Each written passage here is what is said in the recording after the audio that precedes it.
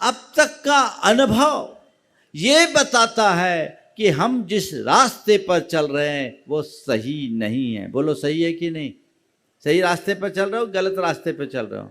हाँ बोलो तो थोड़ा जोर से। तो गलत रास्ते पर चल रहे हो तो कोई डंडा मार के चला रहा है क्या? कौन चला रहा है तुम्हें? खुद चल रहे हो तो रोते ही रहोगे, हासिल कुछ भी नहीं होगा। आवश्यकता रास्ता को बदलने की है। एक बार ऐसा हुआ, एक आदमी ट्रेन में यात्रा कर रहा था और फूट फूट कर रोए जा रहा था। ज़्यादा भीड़ भाड़ नहीं थी, कंपार्टमेंट खाली सा था। सामने के सीट में एक बूढ़ी अम्मा बैठी थी।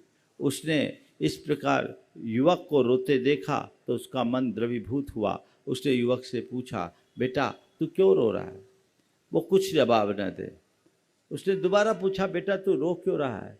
वो और ज़ोर ज़ोर से रोने लगा। अक्सर ऐसा होता है कि अगर कोई रोते हुए व्यक्ति के सामने सहानुभूति प्रकट करो तो वो और ज़ोर ज़ोर से रोना शुरू कर देता है। वो और ज़ोर ज़ोर से रोना शुरू किया और अब उस बुढ़िया से रहा नहीं गया। वो उठी, प्यार से उसके गाल और बाल को सहलाते हुए उससे पूछा, बेटा तू बता तो सही, आखिर तुझ पर कौन सी विपदा आ पड़ी? तू क्यों रो रहा है? उसने धीरे से घुटने से अपनी गर्दन उठाई, उस बूढ़ी अम्मा की तरफ देखा और वापस घुटने पर सिर रखकर फबक फबक कर रोने लगा। अब तो बुढ़िया का भी सब्र टूट गया, वह भी उसके साथ रोने लगी। उसने उसे झकझोर कर हिलाया, बोला, बेटा तुझे मेरी कसम, तू मुझे अपनी माँ मान। बता तेरे ऊपर कौन सा कष्ट आ पड़ा है, मैं तेरी हर संभव मदद करूँगी। बता तुझ पर क्या कष्ट आ पड़ी है, क्या कष्ट आ पड़ा है? उसने कहा, क्या बताऊं अम्मा, मैं गलत गाड़ी में बैठ गया। क्या बताऊं अम्मा, मैं गलत गाड़ी में बैठ गया हूं। बुढ़िया ने अपना सिर ठोका, बोला, बेटा गलत गाड़ी में बैठ गए हो तो रोने की क्या जरूरत है, अगले स्टेशन पर उतरना और गाड़ी बदल लेना। उसने कहा, अम्मा ऐसा तो मैं भी बड़ी देर से सोच रहा हूं, पर सोचता हूँ यहाँ पूरी सीट खाली है, पता नहीं अगली ट्रेन में जगह मिलेगी कि नहीं मिलेगी, है ना? ये कहानी किसकी है? सबको पता है गलत गाड़ी में बैठे हैं कि नहीं, पर तुम्हें अपने डब्बा का जो अटैचमेंट है ना, वो रुला रहा है। जब तक मनुष्य अपने चिंतन की दिशा नहीं बदलता, उसकी दशा नहीं सुधर सकती। हमें अंततः सही रास्ता अंगीकार करना ही पड़ेगा। उसके अभाव में हम अपने जीवन को आगे बढ़ा ही नहीं सकते। तो अपने जीवन को आगे बढ़ाना है, दिशा बदलिए। शांति की बात करना और शांति का प्रयास करना दोनों अलग अलग बातें हैं। ये बात सच है, सब शांति प्रेमी, अशांति कोई को पसंद नहीं है। शांति बाई और शांति लाल बहुत मिलेंगे, पर अशांति देवी और अशांति प्रसाद एक भी नहीं मिलेंगे। मिलेंगे क्या? नहीं ना।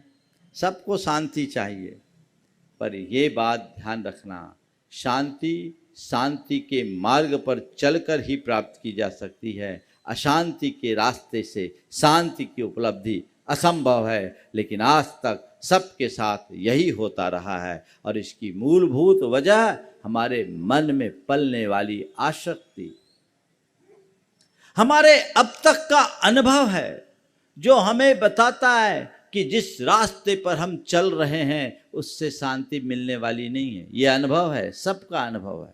अब तक का अनुभव यही है कि जो हमने रास्ता चुना है वो हमारी अशांति को बढ़ाने वाला ही है। लेकिन अंदर की आसक्ति कहती है, अरे अभी तक शांति नहीं मिली, कोई बात नहीं, एक प्रयास और कर लो, एक प्रयास और कर लो, एक प्रयास और कर लो।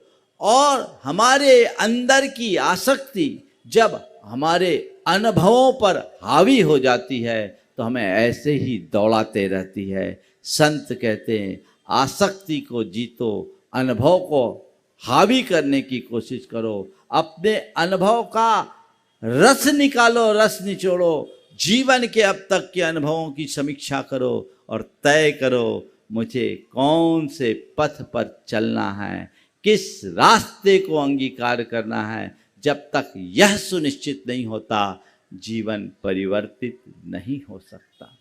आज लक्ष्य बनाए कि मुझे शांति के पथ का अनुगामी बनना है, तो उसी रास्ते पर चलना है जिससे शांति मिले। मैं तुमसे ये नहीं कहता कि तुम संपत्ति का अर्जन मत करो। मैं तुमसे ये भी नहीं कहता कि तुम सब सुविधाओं का त्याग करके सन्यासी बन जाओ। मैं तुमसे ये भी नहीं कहता कि सारी मोह माया छोड़कर वन की ओर निकल जाओ। मैं तुमसे ये भी नहीं कहता कि तुम त्यागी तपस्वी जैसा जीवन अंगीकार कर लो। पर मैं ये जरूर कहना चाहता हूँ कि तुम जहाँ हो, जिस स्थिति में हो, कम से कम शांति से जीने के अभ्यासी तो बनो। ये बात सच है कि संपत्ति से शांति नहीं मिलती, पर मैं ये भी मानता हूं कि तुम्हारा जीवन बिना संपत्ति के नहीं चल सकता। तो चलो कम से कम संपत्ति कमाने में तो शांति रखो। वहां भी अशांति, तो उसका भोग कैसे करोगे? मनुष्य जब तक जीवन के मूलभूत लक्ष्य को नहीं पहचानता, जीवन नहीं बदल सकता। संपत्ति चाहिए, संपत्ति जोड़िए, लेकिन इस बात को ध्यान में रखिए कि इसका उद्देश्य क्या है। गृहस्थ का जीवन धन पैसे के बिना नहीं चल सकता। वो तुम्हारे जीवन की मूलभूत आवश्यकता है। पैसा तुम्हें चाहिए, पैसा कमाओ, कोई मना नहीं है, पर पैसे के पीछे पागल मत बनो। आज पैसा कमाने वाले लोग कम, पैसे के पीछे पागल होने वाले लोग ज्यादा हैं। और वे लोग तब तक पागल बने रहेंगे जब तक पैसा उनका साध्य होगा। एक बात सदैव ध्यान में रखना, धन जीवन निर्वाह का साधन है, साध्य नहीं। जो साधन को साध्य बना लेते हैं वो पागल होते हैं, और जिनकी दृष्टि में साधन केवल साधन होता है वो पैसे के ऊपर होते हैं, पैसा उनके ऊपर नहीं होता। मैं आपसे कहता हूं, पैसा तुम्हारे जीवन की जरूरत है, पैसा रखो।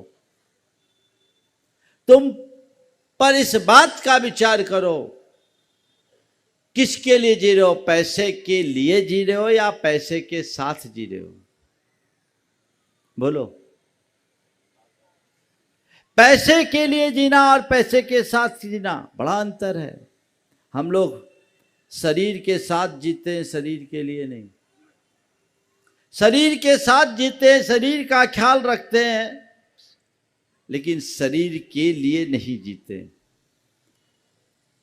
आप सबसे भी मैं यही कहना चाहता हूं, पैसे के साथ जियो, पैसे के लिए मत जियो।